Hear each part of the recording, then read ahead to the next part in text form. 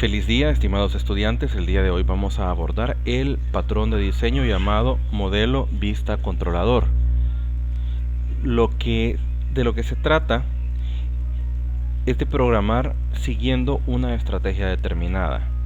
Desarrollar sistemas informáticos eficientes a los cuales se les pueda dar mantenimiento fácilmente mediante este paradigma. Y el paradigma pues engloba las reglas con las cuales vamos a diseñar.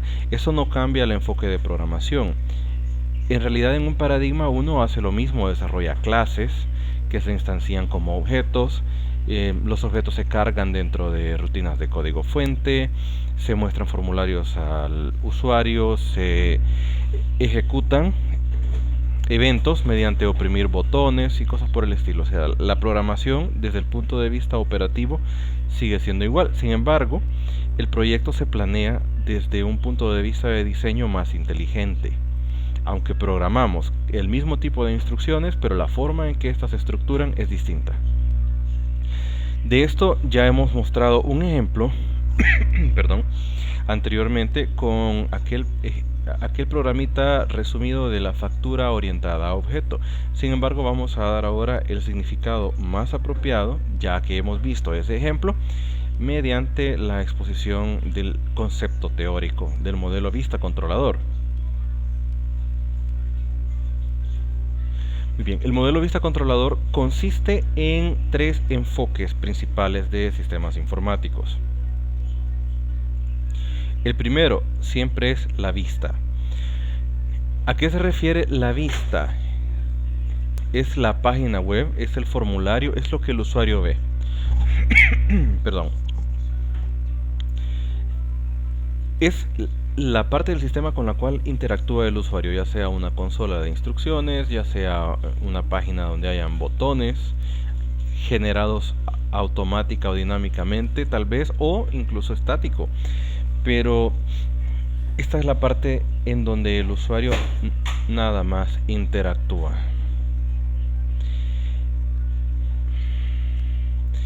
Lo que vamos a hacer en este caso es de que la interfaz gráfica sirve tan solo para que el usuario interactúe y no se va a programar nada de fondo en este tipo de capa. Quiero decir con esto de que un formulario no debe de tener codificación de base de datos.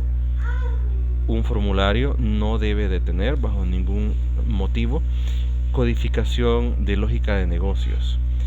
Si se trata de un formulario que va a ser la recepción de información de datos comerciales y estamos capturando esa información y se va a guardar en la base de datos y hay que hacer cálculos numéricos, hay que calcular totales, hay que calcular descuentos, investigar información, reproducirla. Eso no se debe hacer en el formulario, porque el rol del formulario es ser un cliente tonto. El cliente tonto es una noción que viene desde hace muchos años, en el cual las computadoras no tenían mucha capacidad, tenían muy poquita memoria RAM, tenían un microprocesador muy limitado, de muy pocas prestaciones, a veces ni tenían disco duro, y las computadoras eran terminales que se conectaban a un servidor principal llamado mainframe. Y las computadoras entonces de usuario no podían procesar nada, simplemente mandaban, no por sí mismas, mandaban la información del usuario hacia ese mainframe. El mainframe hacía todo el procesamiento de información y le devolvía la información al cliente. Entonces, la verdadera capacidad de procesamiento estaba en esa computadora principal. De ahí nace la idea de cliente tonto, una computadora que no hace más perdón, que recibir información, mandársela al servidor y luego pues tomar la respuesta del servidor y mostrársela al cliente.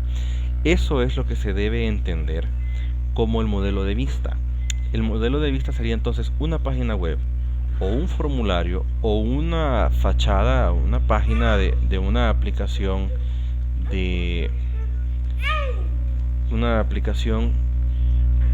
para móviles, que lo único que hace es invocar rutinas a clases. Por ejemplo, información comercial. ¿Cómo puede manipularse? Debe haber una librería y en esta librería que residan los objetos que tienen acceso real a la información y que hacen los cálculos. Si vamos a verificar las existencias en un inventario, que haya un objeto que sea el que haga esas consultas, que sea, perdón, que sea este objeto el que hace el procesamiento, no en el formulario. Entonces, ¿qué es lo que va a haber en el formulario? Nada más interfaz visual. Podrían haber algunas cuestiones como validar algunos datos. Puesto hay controles visuales que tienen máscaras de entrada y cosas así por el estilo. Entonces, eso es lo que se puede hacer en el formulario. El siguiente nivel es el de controlador, que es en donde ya están las clases de lo que se va realmente a programar. Es el que controla la lógica de negocio. Dice Contains Control Logic. Y da algunos ejemplos este diagrama.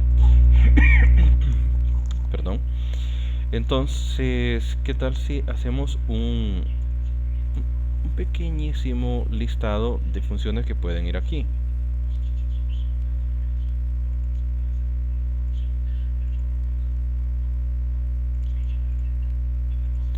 Bien, ¿qué tal si vamos a hacer un sistema de inventarios? Entonces estaríamos creando probablemente una clase que se llame, por ejemplo, producto, y otra clase que se llame inventario.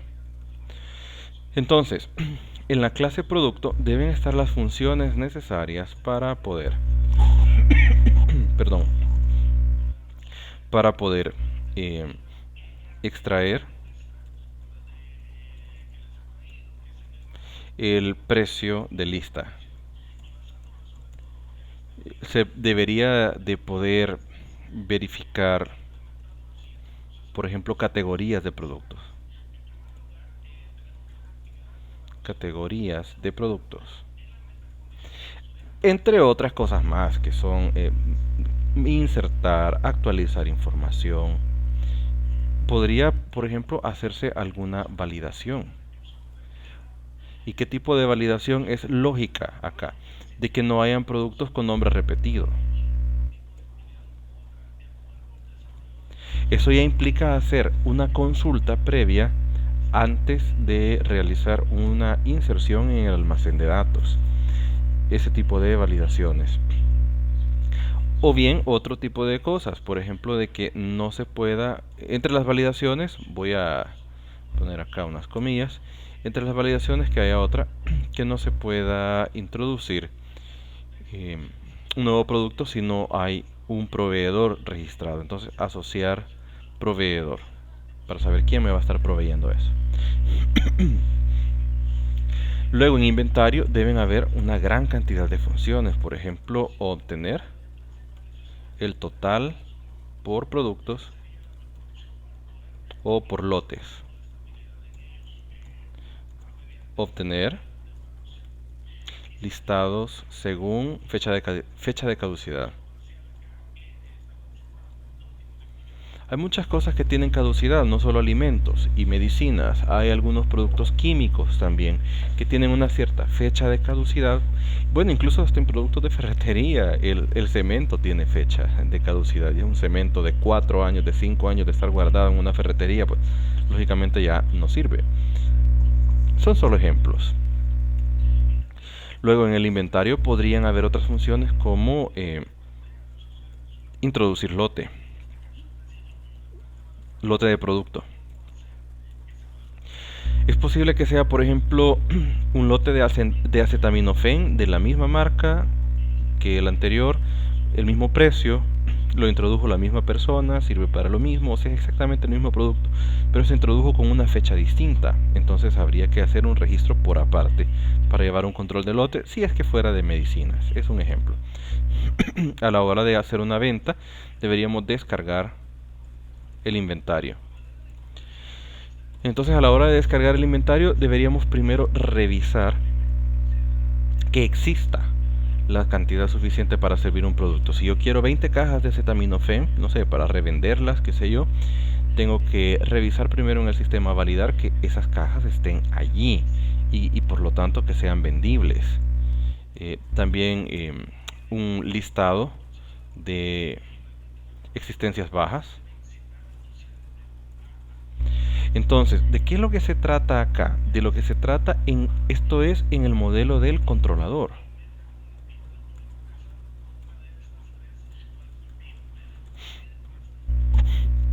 En el modelo de controlador, lo que vamos a crear son objetos que hacen el procesamiento de información. Jamás, de los jamases, debe procesarse la información en los formularios o en las páginas web o en cualquier otro tipo de cuestión de este tipo, sino que usted por lo menos debe hacer una librería de acceso a datos, una librería en donde estén todas sus clases que automaticen esto. Y la ventaja es,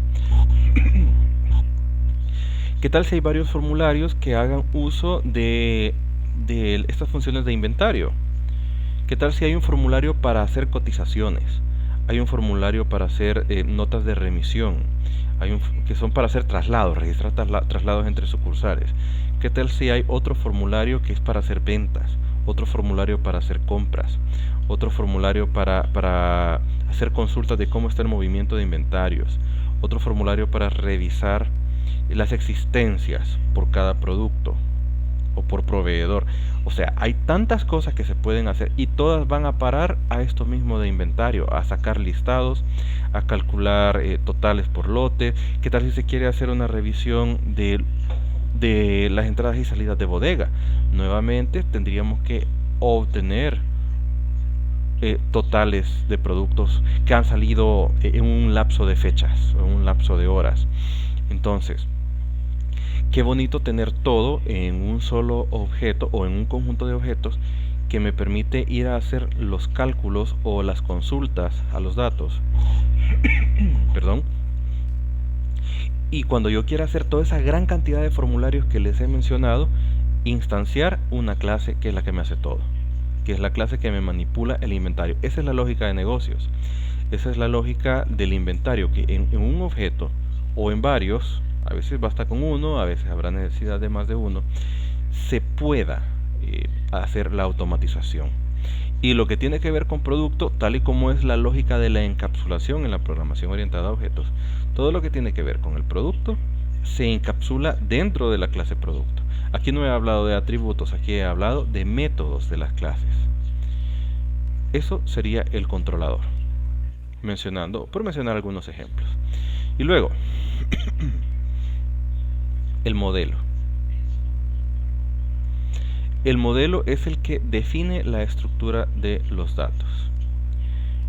Bien, yo lo que les he propuesto en el ejemplo que les he dado anteriormente es una capa controladora adicional, una capa que contenga las sentencias de bases de datos y que a través de un objeto se pueda automatizar la conexión. Esa sería una capa adicional dentro del controlador, una capa de acceso a datos. ¿Por qué? ¿Por qué una capa de acceso a datos? Por lo siguiente: obtener el total de productos implica hacer una consulta. Obtener listados implica hacer una consulta.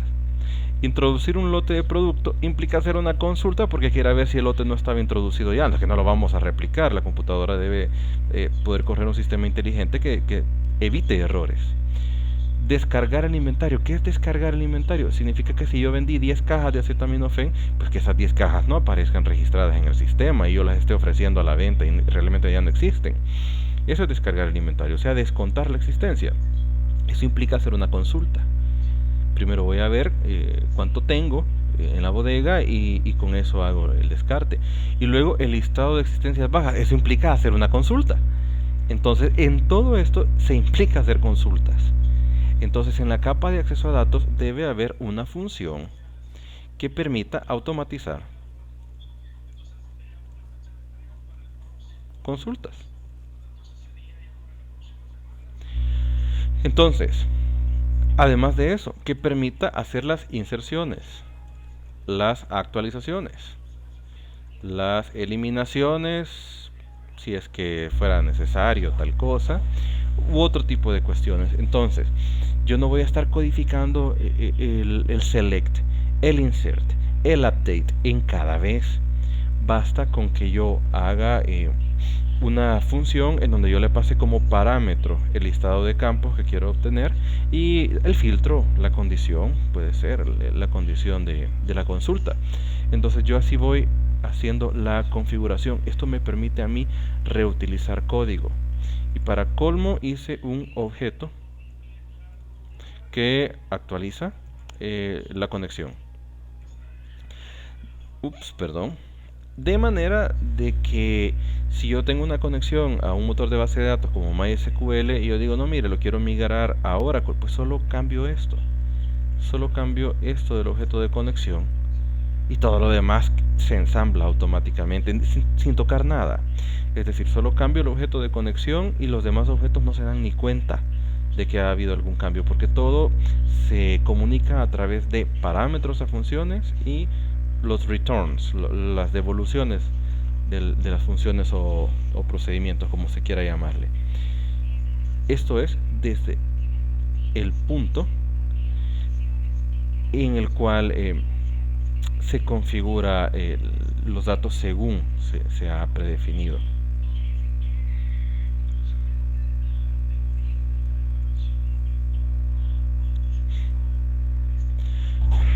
Perdón. Ahora, ¿qué hace el modelo? El modelo es considerado por algunas personas a veces como las clases que contienen los atributos. Me refiero a lo siguiente: si había una tabla producto,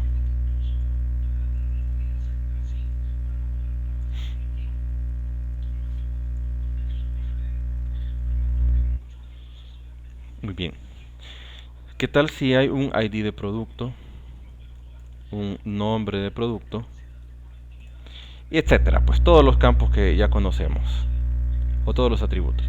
Y mucha gente a esto le llama el modelo de datos. Identifican con esta parte acá, con el modelo. Ciertamente tiene vinculación, pero en los sistemas de computación distribuida, cliente-servidor, el modelo no basta con esto. Hoy por hoy ocupamos modelos de base de datos relacionales. Entonces, aun cuando existe parte de un modelo de datos que se mapea dentro de nuestra capa controladora, nuestro verdadero modelo de datos, yo me conformaría, en mi opinión, con concebirlo como lo siguiente: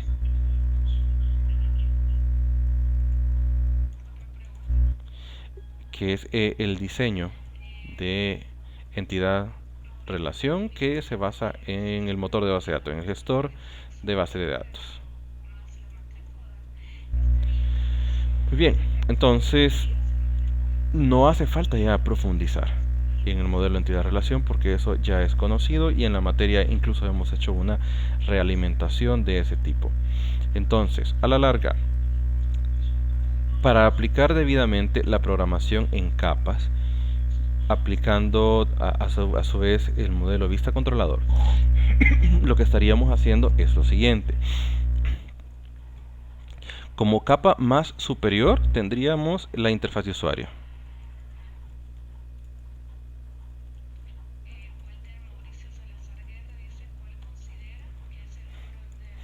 Y ya estaríamos hablando de formulario, página web, etcétera. Pero ya dijimos lo más tonta posible, que los botones no hagan nada, sino que los botones lo que hagan sea invocar a otra capa aparte, que sea una librería de objetos que abstrae la lógica de negocios. Que si yo no puedo registrar un cliente porque no tiene DUI, eso no se valida en el formulario. Eso es parte de la lógica de negocio porque hay cuestiones de legalidad, pues. O en un banco, un menor de edad, hay muchas cosas que no las puede hacer una persona menor de edad, excepto con un tutor, pero ya son otras cuestiones legales complicadas.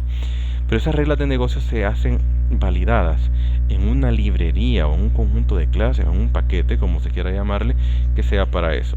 El día de mañana usted hace migraciones, usted va a ocupar esas funciones en un montón de arquitecturas distintas, va a ser una página web, va a ser una app para móviles, etcétera. Pues toma esos elementos, esos objetos y solo los implementa. No tiene que volver a programar. Incluso si dentro de la misma aplicación que ya tiene necesita hacer más pantallas que haga uso de información semejante, hay una gran reutilización de código.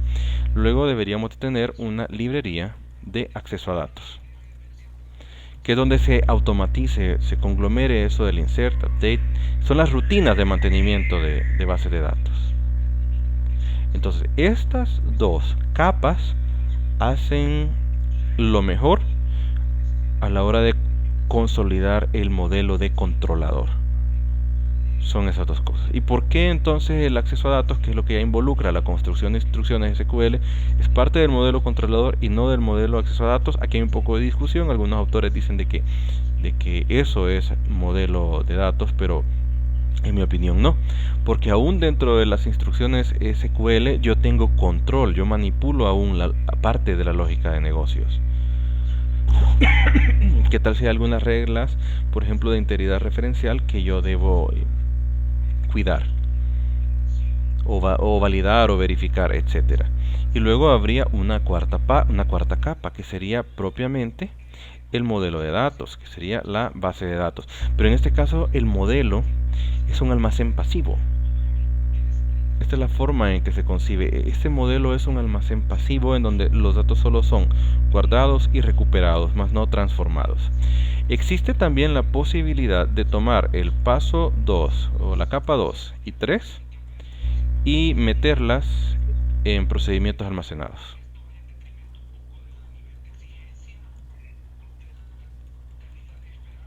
En lugar de hacer una librería orientada a objetos, yo hago procedimientos almacenados. Entonces, lo que estaríamos haciendo en ese caso es, aún así, una capa de acceso a datos. Necesitaríamos del lado del usuario o del cliente una librería adicional para no hacer las invocaciones directamente a la base de datos desde el formulario. El formulario no debe tener código de base de datos, para nada. La vista, pues.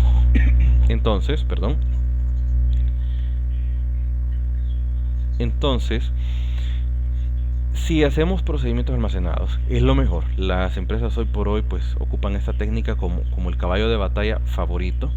Es la mejor aproximación porque todo se automatiza mejor. Se le saca el lucro a los motores de base de datos, se potencializa sus funcionalidades, es lo mejor. Pero aún así siempre se necesita una capa que haga las llamadas a esos procedimientos almacenados, no desde el formulario.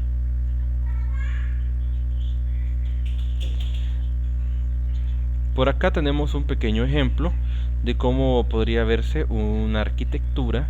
Esta es una arquitectura conceptual de una aplicación web. Tenemos un cliente, en este caso el cliente es el navegador, es todo el lenguaje HTML, es todo lo que hay de Ajax, JavaScript, etcétera, pues CSS. El controlador, en el caso de Java, son los servlets. Y en estos controladores pues uno puede programar páginas web con JSP, o podemos también, o más bien debemos hacer clases para el acceso de datos. Si ocupamos los estándares de Java para diseñar esto, se llaman Java Beans, o sea, frijoles Java.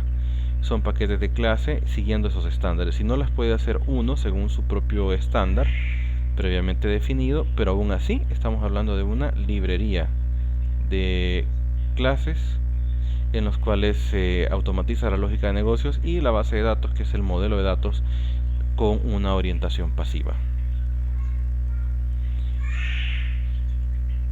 Bien, dicho esto,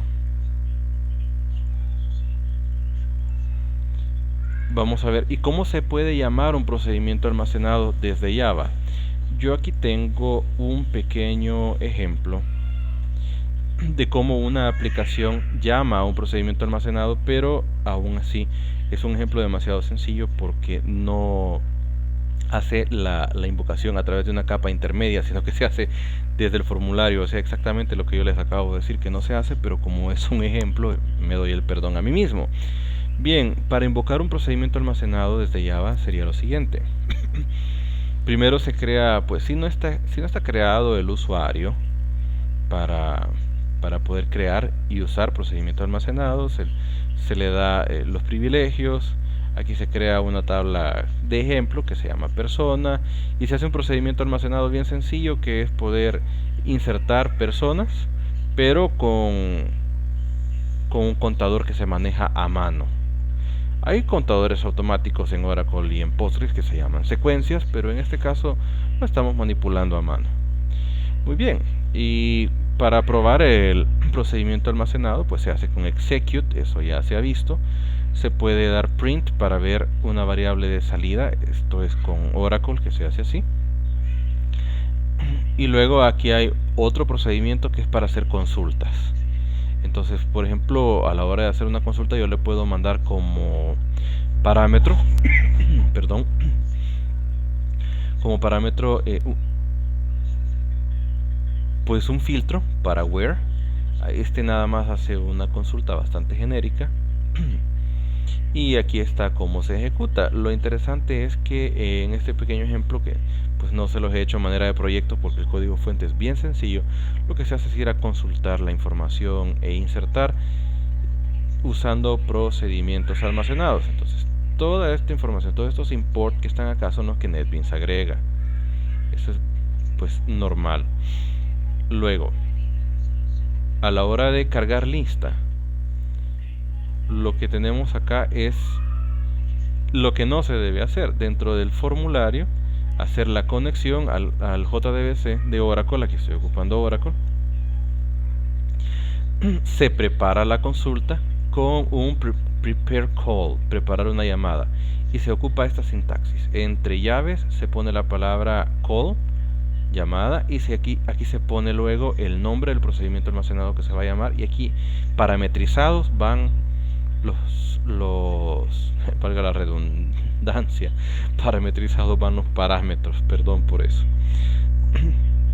En el caso de una consulta, el parámetro es un tipo cursor, y lo que devuelve pues es la información de un callable statement, y eso se refleja en un result set. Entonces ustedes pueden hacer una función que haga una consulta a un procedimiento almacenado, y la función lo que puede devolver es fácilmente un result set. Que la función les devuelve el result set desde la capa de la librería o la capa de controladores, y que el formulario reciba el result set, y ya en el result set del lado del formulario se hace el procesamiento para mostrar eso en una JTable o en cajitas de texto como ustedes deseen. En este caso el recorrido lo estoy haciendo de una vez. Fácilmente se puede mandar de regreso el result set como el resultado de un procedimiento y explorarlo en el formulario. Luego, ¿cómo hacemos para mandar instrucciones para insertar? Pues la inserción ya estaba hecho, el insertar persona. Entonces se llama igual con prepare call y se hace la llamada al procedimiento almacenado, y aquí vienen los parámetros. Son 3 parámetros: parámetro string, otro parámetro string y un parámetro de entero. Se hace la ejecución, y claro, como aquí esta función me va a devolver un parámetro que va a ser de salida, por eso he ocupado register out parameter. El parámetro de salida es el ID del registro, entonces yo aquí lo guardo en ID y luego se grafica en este text field. Y luego con cargar lista pues se está recargando el fulano modelo de la tabla. Esto es bastante similar a lo que se hacía en la materia de estructuras de datos. Entonces les voy a poner este pequeño y sencillo ejemplo en el aula virtual para que puedan explorarlo en detalle y hacer las mejoras necesarias para incorporar esta lógica al mundo del modelo vista controlador.